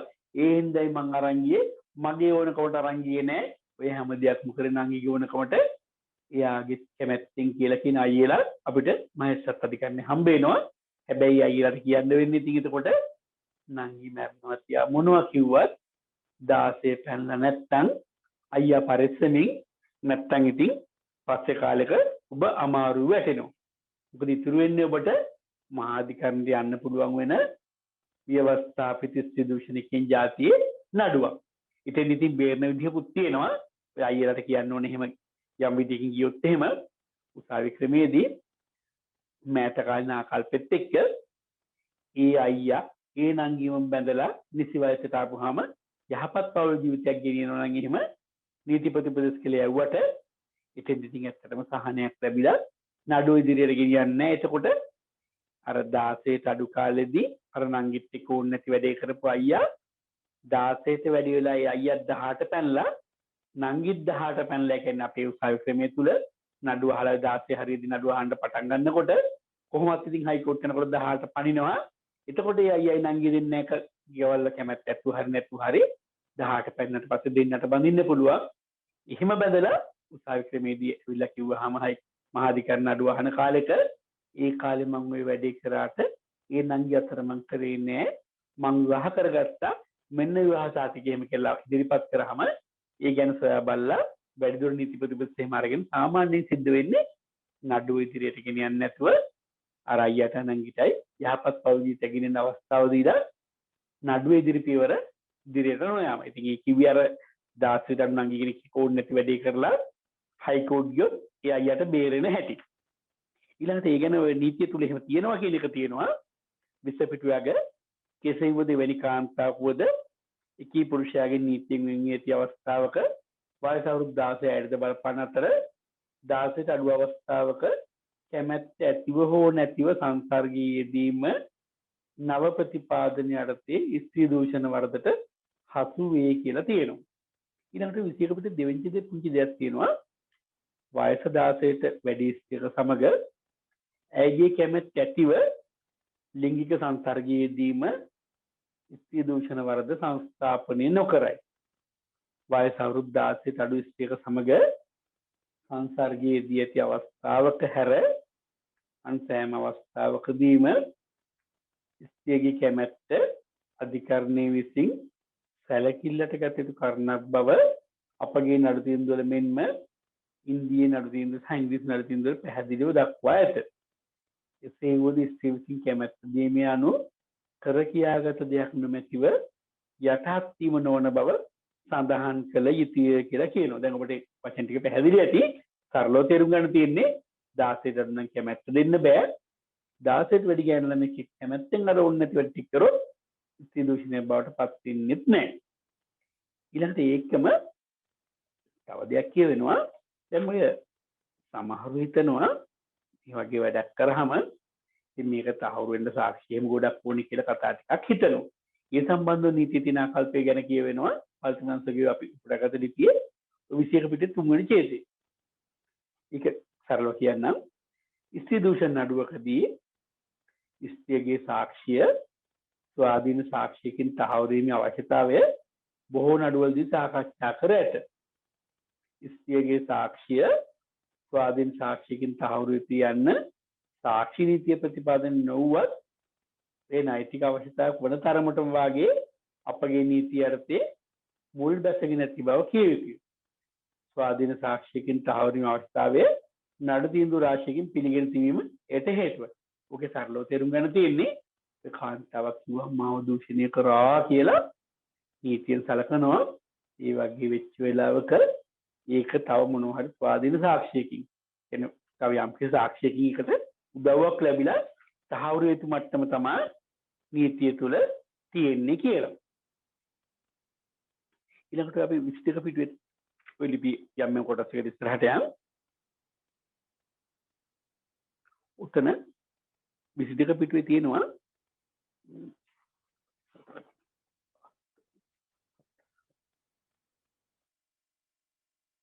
උතන 22 පිටුවට කලින් අපි චුට්ටක් ඔය 44 පිටුව ගාවට ගිහින් ගියමු. 44ට යන්න.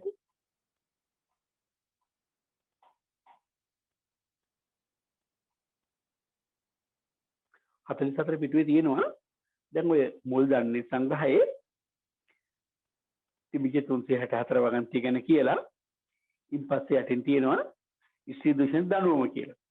දැන් උනේ දඬුවම කියන එකේ පළවෙනි ඡේදය පොඩ්ඩක් බලමු 364 එක. ඒ කියන්නේ 44 පිටුවේ අන්තිම හරිය.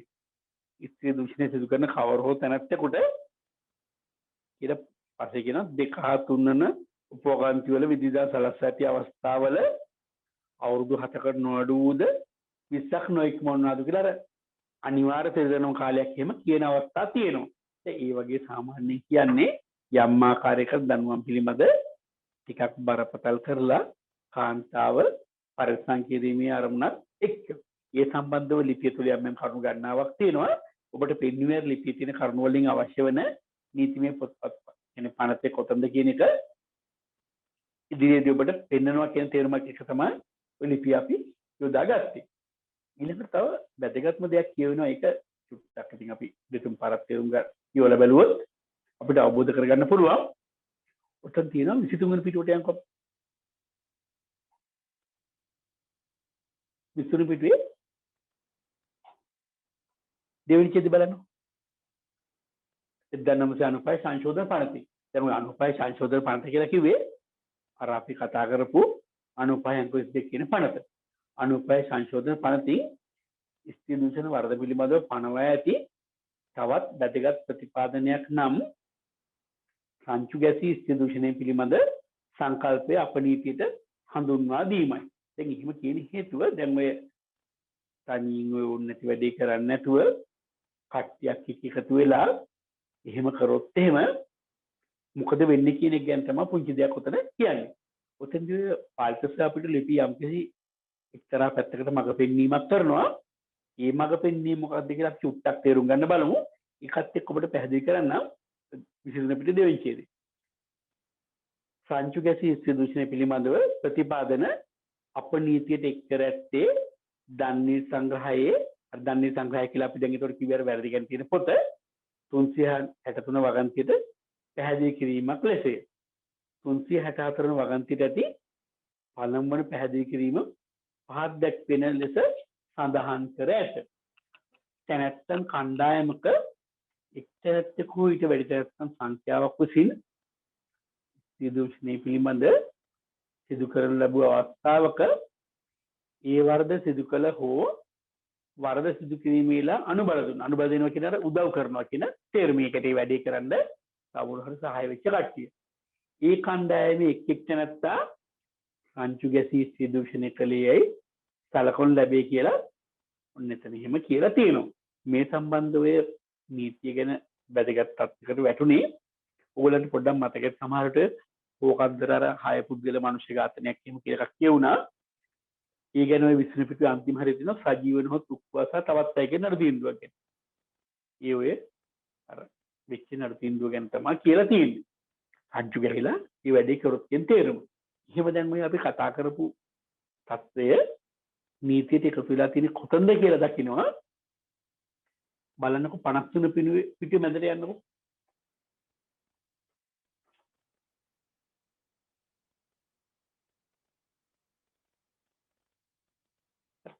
ඒකේ තියෙනවා 53 පිටුවේ මැද තියෙනවා පැහැදිලි කිරීම එක කියලා. උඩින් තියෙනවා මොකද්ද පනත කියලා 95 අංක 22 දන්න දන්නේ සංග්‍රහ සංශෝධන පනත කියලා. එතන පැහැදිලි විකිකීරිකේ කියනවා තැනැත්තන් කණ්ඩායමක එක් තැනැත්තෙකු හෝ ඊට වැඩි තැනැත්තන් සංඛ්‍යාවක් විසින් ස්ත්‍රී දූෂණය පිළිබඳව වරද සිදු කරන ලැබුව අවස්ථාවක ඒ වරද සිදු කළ හෝ වරද සිදු කිරීමේලා අනුබල දුන් ඒ කණ්ඩායමේ එක් එක් තැනැත්තා සංචු ගැසී ස්ත්‍රී දූෂණය සිදු කළේ සලකනු ලැබේ කියලා. දැන් ඒතර පැහැදිලි ඇති අර නීතිය තුල මේ ලිපිය දැකපු දේ තමයි පනත තුල තිබෙන බව ඔබට පෙන්වන්නේ. ඒතකොට ඒකේ තේරුම කට්ටියක් එකතු වෙලා සම්පූර්ණ දූෂණ වරදක් කරොත් ඒ සම්බන්ධව නීති අවධානය යොමු වෙන්න ඕන කියන தත්ත්වය තමයි ඔය 95 අංක 22 කියන පනතේ සංශෝධනයේ මගින් පළවෙනි පැහැදිලි කිරීම විදිහට ඔබට දීලා තියෙන්නේ.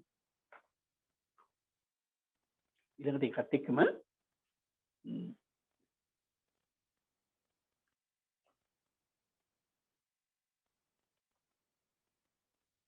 පුංචි වැදගත් කරුණු කීපයක් ඔක ඇතුලේ කියවෙනවා. 25 වෙනි පිටුවේ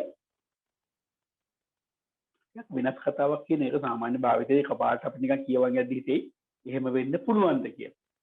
එතන කියනවා 25 පිටුවේ දෙවෙනි ඡේදය.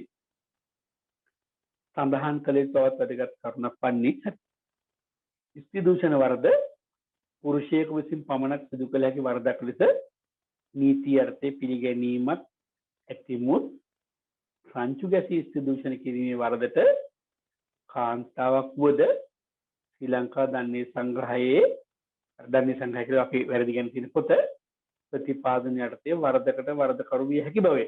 දැන් අපි කපාට ඕනලාක දන්නවා ස්ත්‍රී දූෂණය කිරීමකින් අනිවාර්යයෙන් පුරුෂයෙක් එපා කාන්තාවකට මේක කරන්න කියලා කියන්නේ.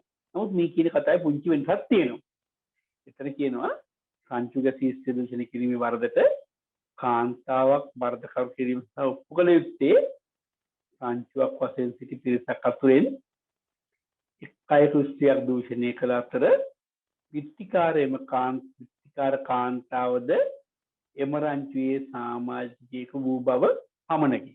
ඔක තවත් සරල විදිහකට හිතුවොත් අපි හිතමු ඔය ටිකක් නරක જાතියේ පිරිමි පස් දෙනෙක් විතර එක තව ගෑනු කෙනෙකුත් ඉඳලා අන්නර කාන්තාව දූෂණය කරමු කියලා අර පිරිමි පස් දෙනයි වැඩේ කරනවා කාන්තාවත් අනුබල දීලා අපි හොඳ වැඩේ ඔය කාන්තාවට කරන්න මොන වැඩේ කියලා වැඩේ කරන අන්න ඒ වගේ වෙච්ච වෙලාවක ඒ කාන්තාවක් මේ වරදට වරදකරු වෙනවා කියන එක තමයි ඔය මුළු ඡේදය තුල කියන සරල කතාව. ඊළඟට තව දෙයක් පෙන්වන්න ඕනේ ඔබට. දැන් ඔය ස්ත්‍රී දූෂණය ගැන කිරිච්ච දඬුවම ගැන කියනකොට යම් යම් අවස්ථාවල දඬුවම් අඩු වැඩි කිරීම කරලා තියෙනවා. ඒ සම්බන්ධව අපි 25 වෙනි පිටේ දෙවෙනි ඡේදය පොඩ්ඩක් කියවලා බලමු. තුන්වෙනි ඡේදය. ස්ත්‍රී දූෂණ වරද පිළිබඳ දණ්ඩ නියම කිරීමේදී යම් යම් අවස්ථානුගත කරුණු යටතේ අවමසිර දඬුවමක් නියම කර ඇති අවස්ථා දක්නට ලැබේ. කියන්නේ ස්ත්‍රී දූෂණය කියන වරද කරපු වෙලාවට මෙන්න මේ අවස්ථාවල මෙන්න මෙච්චර කාලයක් අඩුම ගාණ හිරේ යවනවා කියලා නීතියෙන් තියෙනවා කියලා තමයි කියලා තියෙන්නේ. පාලිත අපිට අවස්ථා කීපයක් පෙන්නනවා. වයස අවුරුදු 18 අඩු කාන්තාවක් දූෂණය කිරීම. ඊළඟට දෙක තමන්ගේ බලය යටතේ රඳවා සිටින හෝ රෝහලක සිටින ස්ත්‍රියක් සිය තත්ත්වයේ ප්‍රයෝජනකින් දූෂණය කිරීම. දැන් ඔය වගේ සිද්ධියම බහලා ඇති ඒ එක්තරා කාලයක බීගමුව රෝහලේ වෛද්‍යවරයෙක් එහෙම දෙයක් කළා කාන්තාවක් තත්ත්වෙන් පල්ලෙහාට දැම්ම කියලා එහෙම එකක් අහලා තියෙනවා. ඊළඟට තියෙන ගර්භණී ස්ත්‍රියක් ඊ ගර්භණී භාවයේ දැන දැනම දූෂණය කිරීම. මානසික හෝ කායික දුර්වලතාවක ස්ත්‍රියක් දූෂණය කිරීම. අවුරුදු 10ක අවම සිරදඬුවමකට ලක් විය හැකි වරදකි කියලා කියනවා. දැන් ඔය කියන නීතිය කියන මේ ලිපිය තුළ කියන කරුණ අපි පනතත් එක්ක දකිනවා. දැන් ඔබට තේරෙන්නේ නැති මේ කොටස් කියවුවම තේරෙනවා ඇත්තටම සමාජික තරා අර රැකිය යුතු හිමත් නැත්නම් ආරක්ෂා ලැබිය යුතු පාර්ශ්වයක් තමයි මේකේ හානියටපත් වෙන්නේ. ගර්භණී ස්ත්‍රියක් හොන් තේරෙනවා බබා හම්බෙන්නේ කෙනෙකුටත් මේ කාර්යය කරොත් කියලා.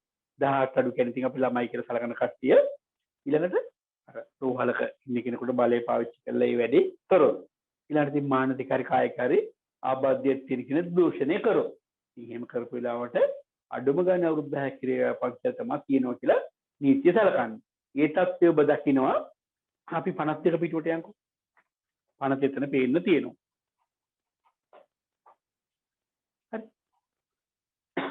දැන් බලන්න 52 පිටුවේ උතර තියෙන්නේ උඩ බැලුවම හම්බ වෙනවා අපට 95 අංක 22 දන්නේ සංග්‍රහය සංශෝධන 50 කියලා. ඒක අපි අයන්න කියන තැන බලන්නකො. ඒක 52 අග හරියි. හරිද? අයන්න කියන කිටින් රෝහලක දැන් අර අපි කියපු රෝහල් කතාව. අයන්න කියන කස්සේ තියෙන්නේ යම් ස්ත්‍රියක් ගර්භණී බව දැන දැනම දූෂණය කළොත්. යන්න කියන එකේ තියෙනවා වයස අවුරුදු 18 අඩු ස්ත්‍රියක් දූෂණය කළොත් කියලා. යන්න කියන එකේ තියෙනවා මානසික වශයෙන් හෝ ශාරීරික වශයෙන් ආබාධ ස්ත්‍රියක් දූෂණය කළොත්. හරි. ඒකේ දනුවම ගැන පල්ලෙහෙන් තියෙනවා ඊ තැනත්තාට අවුරුදු 10ක නොඅඩු වූද අවුරුදු 20ක් නොඉක්මවන්නා වූද කාලය. උන දැන් අර අවම සිර දනුවමක් කියන එක දීලා තියෙනවා. ඒ අවස්ථාවක වැඩි කරලා තියෙනවා කියන එක ඔබට පැහැදිලි ඇති. ඊළඟට අපි උතන 25 පිටුවේ අගහරියට යන්කෝ.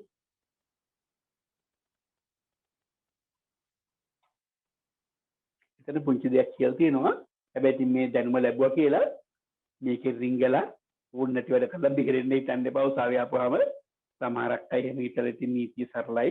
රිංගන්න හිලක් මට හම්බ වුණා කියලා එහෙම හිතා ගන්න එපා. ඒ වගේ හිලක් නැත්තම් නීති තියෙන පුංචි රිංගන්න පුළුවන් තැනක් තමයි 25 වෙනි පිටුවේ 1 2 3 4 වෙනි ඡේදයේ තියෙන්නේ. අපි ඒක සරලව තේරුම් ගන්න බලමු. වයස අවුරුදු 16ට 18 අඩු පුරුෂයෙකු විසින් 18 අඩු ඒකේ 18 අඩු වලට සාමාන්‍ය කියලා ළමයිනේ. පුරුෂයෙකු විසින් වයස අවුරුදු 16ට අඩු කාන්තාවක් දූෂණය කිරීම. දැන් බලන්නකො එතකොට දෙන්නම් බබාලානේ. 18 අඩු කෙනාට අපි ළමයා කියනවා 16ට අඩු පොඩි එකාට කැමැත්ත දෙන්න බැරි පොඩි එකා. එතකොට වයස අවුරුදු 18 අඩු පුරුෂයෙකු විසින් වයස අවුරුදු 16ට අඩු කාන්තාවක් දූෂණය කිරීම පිළිබඳ විශේෂ ප්‍රතිපාදන අනතය ඇතුළත්ය. දැන් අර ඕන නැති වැඩේ කරපු කොළු පැටියා වගේ කා 18ට අඩුයි. අර ගැහැණු දරුවා 16ට අඩුයි. ඒ අනුව වයස අවුරුදු 18ට අඩු තැනැත්තෙකු විසින් වයස අවුරුදු 16ට අඩු කාන්තාවක් ඇයගේ කැමැත්ත ඇතිව දැන් අර ඔන්න දැන් පැහැදිලි ආයෙ දැන් අපි දැනගත්ත අර 16ට අඩු නම් කැමැත්ත දෙන්න බෑ එහෙම කියලා කලින් ඔක පටහැනිව තේරුම් ගත්තා. දැන් මේක කියන්නේ ඕන නැති වැඩේ කරන පිරිමි කෙනා 18ට අඩුයි. ඉතින් 18ට අඩු එක කියන්නේ ඒකත් පොඩි එකා.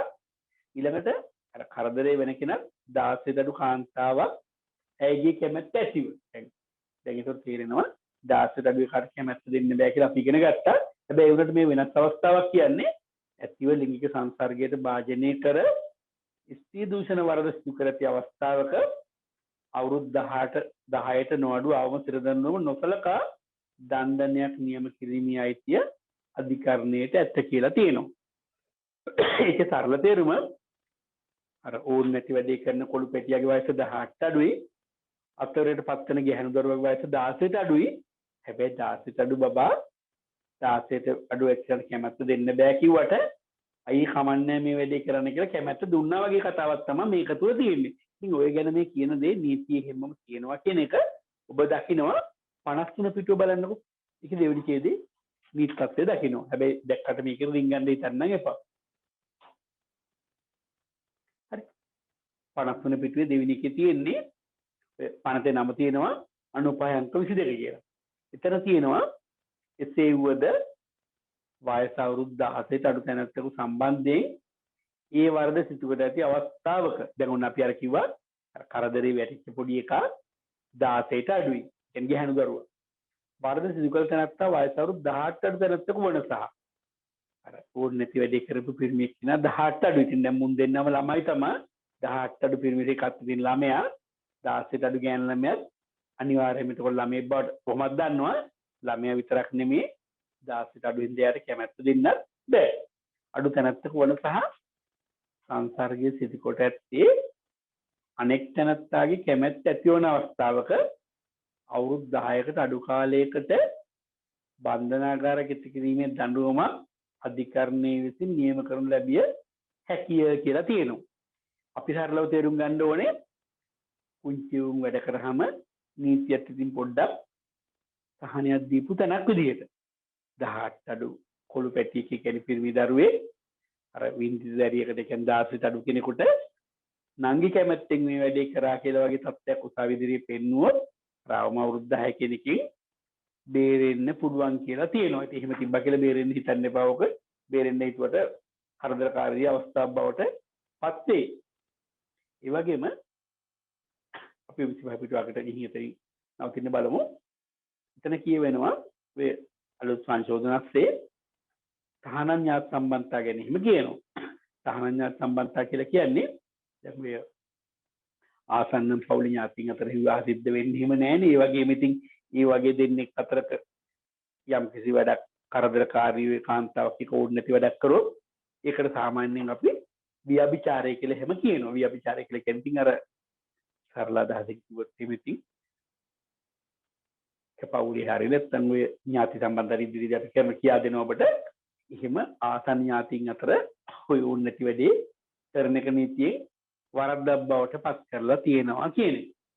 දැන් ඔබට කියපු ටික පොඩ්ඩක් අපි උතනින් ඔය අද දවසේ ටික නවත්තගෙන ඔබට අවස්ථාවක් ඇතුළත් වෙන ගන්න ඉඩ දෙමු.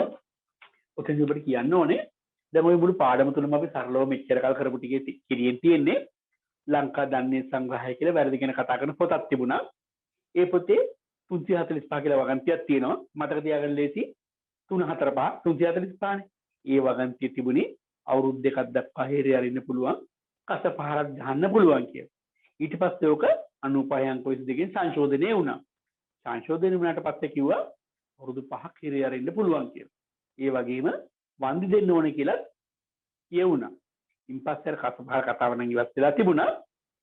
එහෙම තිබිච්ච එක දැන් අපි දැනගත්ත 345 කියන්නේ 345 කියලා ඉලක්කම් 3 345 කියන ටිකක් සරල වැඩේ. මේ කවුරු හරි කෙනෙක් අර කාන්තාවකට ඕන නැති වැඩක් කරොත් කායිකව මානසිකව වාචිකව වගේ හැම දෙයක්ම අහු වෙනවා.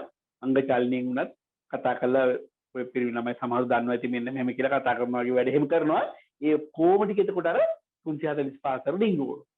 ඒ වගේම ඉතින් ඕන නැති මැසේජ් එකක් ගැහුවත් ඒකත් ඒ වගන්ති අතරේ දාගෙන උසාවි නඩු කටයුතු තියෙන බව නිතර දකිනවා. සමහරක් වෙලාවට උසාවි ක්‍රමතුරු ප්‍රායෝගිකව දකින්නේ සමහරක් විවාහ කාන්තාවන් එහෙම ඔය වගන්ති ගැන දැම්මට ටිකක් ඉතින් සාක්ෂි ගන්නකොට තේරෙනවා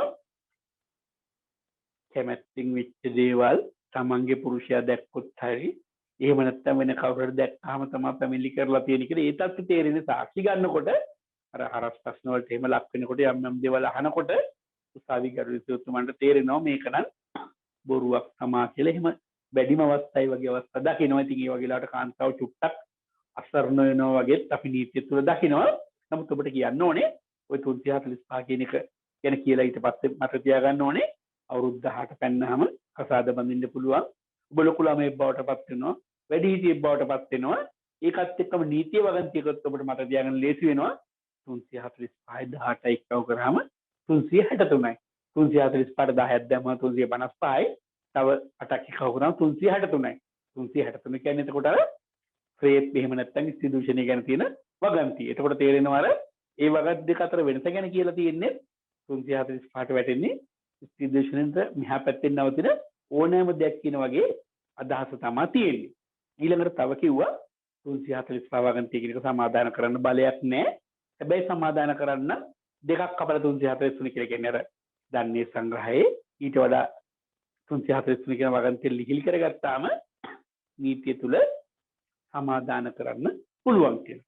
ඊළඟට උසාවි ක්‍රමය තුල සාමාන්‍ය ප්‍රායෝගිකව සිද්ධ වෙන්නේ ගක් වෙලාවට පැමිණිලි කාර දැම්ම කාන්තාව දැම්මට ටික දවසක් යනකොට කියනවා පැමිණිලි පැත්තෙන් සමහර අවස්ථාවක දැන් අපිට නියෝජනය වෙලා ඉදිරිපත් වෙන එච්ච අවස්ථාවක් කාන්තාවක් ගිහුවට මොකද්ද වෙන්න ඕනේ කියලා මහත්ය මට නඩුව ඉස්සරහට ගෙනියන්න ඕනේ ආයෙ කරදරයක් වුණ නැත්තම් මේ ඇති කියලා කියනවා. ඉතින් එහෙම කිව්වහම පැමිණිලි පැත්තෙන් පොලිසිය ඉන්න හුඟක් වෙලාවට නමුත් අර අගතියටපත් පාර්ශ්වයෙන් නැත්නම් අර කරදරයටපත් වෙච්ච කාන්තා පැත්තෙන් ඉන්න ලෝයට අපි අගතියටපත් පාර්ශ්වයෙන් පිළි සිටනවා කියලා පටන් අරන් ඔන්න එතකොට අපි උසාවියට කියනවා ගරුතුමනි නැත්නම් ස්වාමීනි කියලා ආමන්ත්‍රණය කළා කියනවා අගතියටපත් පාර්ශ්වයෙන් මා පිළි සිටනවා මාගේ සේවාදායකයාට මේ නඩුව ඉදිරියට ගෙනීමේ අවස්ථාවක් පැනනගින්නේ නැහැ ස්වාමීනි මේ තැනැත්තිය මේ සම්බන්ධව සිද්ධිය සමතේටපත් කරගෙන කැමති හැබැයි ඒක කොන්දේසියක් වන්නේ අදාළ විත්තිකරුගෙන් නැවත නැවතත් කරදර නොවන තත්යකට පත් වීම කියලා වගේ. ඉතින් ඔහොම කිව්ව වෙලාවට ගරුතුමා තේරුම් ගන්නවා මේ කාන්තාවට නඩුව ඉස්සරහට ගෙනියන්න ඕනේ සමාදාන කරන්න තමයි මේ හාන්නේ කියලා. එහෙම ඇහුවාම ප්‍රායෝගිකව සිද්ධ වෙන විදිය වෙන්නේ 345 වගන්තිය දිහා බැලුවම නීතිපත ආරම්භ බලුවම නම් සමාදාන කරන්න බෑ. එතකොට සමහර වෙලාවට අහන උසාවියේ සංශෝධන පත්‍යක් සඳහා දිනයක් දෙනවා කියලා කියනවා. ඒකේ තේරුම අර 345 කිව්ව සමාදාන කරන්න බෑ. හැබැයි අපි දැනගත්තා අපි දැන් කලින් පෙන්නුවා ඔබට 345 කියන දෙකක් කියන්නේ 343ට ලිහිල් කරගත්තොත් සමාදාන කරගන්න පුළුවන්. ඉතින් එහෙම වෙච්ච වෙලාවක අර පොලිසිය නිලධාරීන් අහනවා ඒ කියන්නේ පැමිණිල්ල මෙහෙවන නිලධාරීන් බොහෝ දුරට පොලිසිය උසාවියම නැත්තම් මහේස්ත්‍රාත් අධිකරණයේ අෂ්ටවෙනි පොලිසිය ඒ නිලධාරීන්ගෙන් අහනවා චෝදනා සංශෝධනය සඳහා දිනයක් දෙනවා කියලා. එහෙම කියනකොට ඉතින් සමහරක් පොලිස් නිලධාරීන් කියනවා උසස් නිලධාරීන්ගේ අවසරය ලබා ගැනීමෙන් තොරව සංශෝධනය කරන්න බෑ ස්වාමීනි කියලා කියනවා. ඔන්නෝම කිව්වහම ඉතින් අපිට තේරෙන දේ තමයි මෙච්චර කල් තියෙන අත්දැකීම් එක්ක අනේ උසස් නිලධාරීන් ව සංශෝධනය කරන්න කියලා ඔය ලියවිලි ගහගෙන එනකොට නඩුවාර ගානක් යනවා. එහෙම වෙච්ච වෙලාවක යම් ආකාරයක නීතිය ගැන අවබෝධයක් තියෙන ලෝය කෙනෙක් පිටිය පැත්තෙන් හිටියොත් ඒ වගේම ගරුතුමත් ප්‍රායෝගිකව හැමදේ ගැනම අවබෝධයෙන් ඉන්න කෙනෙක් නම් ඒ සමහර ගරුතුමන්ලා අහනවා මට 360ට පියවර ගන්න පුළුවන් කියලා වගේ කියනවා. 360 කියලා කිව්වම අපි තේරුම් ගන්න ඕන දේ තමයි උසාවි ක්‍රමේදී ඔය දන්නේ අපරන්දන සංග්‍රහය කෙනකේ 300 වගන්තිය කියලා වගන්තියක් තියෙනවා. ඒක නිකන් අර කෝකටත් අයිලේ වගේ සමහරක් වෙලාවට මොනවා හරි දෙයක් බේරගන්න බැරි වෙච්ච වෙලාවක ඇත්තට මේකේ තේරුමේ වගන්තිය අපි ඉස්සරහදී පාඩම්වලදී කරේ. අර වරද කරුවෙක් කරන්නේ නැතුව කෙනෙකුට අවසන් කරන්න අවස්ථාවක් දෙනවා වගේ වෙලාවක්. සමහර ඉංග්‍රීසි භාවිතයෙන් කියන සීනොප්සිස් කියලා කියනවා. 360ට ඇත්තට මෙහෙම කරනවා කියලා කෙනෙක්ගේ තේරුම අර වැරද්ද කරපු කෙනා කියනවා මම මේ ගැන පසුතැවෙනවා. අනේ මෙහෙම මට මේක අවසන් කරගන්න ඕනකම ඇත්තටම ගරුවින්සතුමා ලියන්නෙම වරද කරු නොකොට පියවර ගනිමි කියලා වගේ ලියලා සමාදානයක් සඳහා අවසර දුන්නා කියන වගේ තේරුම තියෙනවා. මොකද හේතුව සමාදාන කරන අර වගන්තියට බලයක් නැහැ. හැබැයි ඒ වුණාට දැන් තමන් වැරදි කරගෙන ඉවර කරගන්නවා කියලා කිව්වහම වරද කරු නොකොට ඒ කියන්නේ මේ මනුස්සර කරදරයක් නොවෙන්න අවසන් කරන ක්‍රමයක් ගැන ඊයටතේ කියවෙනවා. ඒකෝට දැන් ඔබ තේරුම් ගත්ත දේවල් ටික තමයි ඉස්තිදූෂණ කියන එක සම්බන්ධව පනත කොහෙද කියලා අපි දැනගත්තා. දඬුවම ගැන දැක්කා. ඒ වගේම තව සාක්ෂියකින් සහවුරු වෙනවා නම් සුසුයි කියලා වගේ මතයක් තියෙන බව දැක්කා. අවුරුදු 16ට නම් කැමැත්ත දෙන්න බැරි බව දැක්කා. 18 වෙනකන් බඳින්න බැරි බවක් දැක්කා. ඊළඟට 16ට අඩු වෙලා අඩු කාන්තාවක් එක්ක එහෙම දෙයක් කරලා ඒ වැඩි ප්‍රශ්නයක් වෙලා උසාවිය ආවොත් ඒක මහේස්ත්‍රාත් අධිකරණය නැත්නම් පොලිස් උසාවිය කියන නඩුවක් බවට පත් වෙලා පසු කායිනව මහා අධිකරණ දක්වා යනවා කියලා දැක්කා. ඊළඟට තව අපි දැක්කා 18 අඩු පිරිමි ළමයේ 16 අඩු ගෑනු ළමයෙකුට 16 අඩු ළමයෙක් කැමති වෙලාවක ඒ වැඩේ කරොත් රාවම දඩුවම් පොඩ්ඩක් අවුරුදු 10 කියලා කියන්නේ නැතුව වෙනස් උසාවියට සලකන්න පුළුවන් කියලා පනතෙන් අවසර දීලා තියෙනවා. ඒකේ තේරුම ඒකට අපි තේරුම් ගන්න ඕන සරල දේ තමයි 18 අඩු පොඩි එකක් ළමයා 16 අඩු පොඩි එකක් කොහොමත් ළමයා 16 අඩු පොඩි එකක් කැමැත්ත දුන්නා කිව්වට ඉතින් කැමැත්තක් නෙමෙයි බවත් නීතියෙන් අපි දන්නවා. ඒ වුණාට දෙන්නම 18 16 පාති කියන තත්ත්වය තුළ නීතිය පුංචි පුංචි වෙනස්කම් ටිකක් තියෙනවා. දැන් ඔබට එතකොට අපි කරපු දේවල් ටිකේ සරල අදහස පැහැදිලි. ඊළඟ නීතිය ගැන ඉගෙන ගන්න දරුවෙක් ඉන්නවනම් කියන්න ඕන දේ තියෙන්නේ ඔය වගන්ති එකක්වත් උසාවි ක්‍රමය තුළ කටපාඩම් කිරීමේ අවස්ථාවක් කොහේවත් නැගින්නේ නැහැ. වැඩ කරනකොට උසාවියේ ඔය වගන්තියක් ගැන යමක් කියවිච්ච වෙලාවට කොහොමත් අර වඩුවට ඕන ආයුධ ටික තියෙනවා වගේ නීතිය ගැන ඉගෙන ගන්නවා නම් ඒ ඉගෙන ගන්න කෙනා ගැන අතේ අපරාධ සංග්‍රහය, දන්නේ සංග්‍රහය, සාක්ෂි ආඥාපනත වගේ ඔය අත්‍යවශ්‍ය පොත්පත් ටික තියෙනවා. ඉතින් ඔය කොයි එකේ හරි වගන්තියක් තමයි නීතියත් එක්ක පැටලෙන්නේ. එහෙම වෙච්ච වෙලාවක ඒ වෙලාවට උඩ වගන්තිය බලලා සුදානම් වීම ප්‍රමාණවත් වෙනවා. ඒෙන්ද කිසිම වෙලාවක මෙන්න මේ වගන්තිය මෙන්න මේ දේ තියෙනවා කියලා හොඳටම කටපාඩම් කර ගැනීම සාමාන්‍ය ස්වභාවය තුළ අත්‍යවශ්‍ය වන්නේ නැහැ. මොකද අවශ්‍ය වෙච්ච වෙලාවට අවශ්‍ය දෙයට සුදානම් වීම හොඳටම ප්‍රමාණවත්. ඒක ඔබට යම් සරල පැහැදිලි කිරීමක් වෙන්න ඇති. අපිට උත්තර පුංචි අවස්ථාවක් දෙන්න පුළුවන් මොනවා හරි දෙයක් ගැන පැහැදිලි කිරීමකට අවශ්‍ය නම්.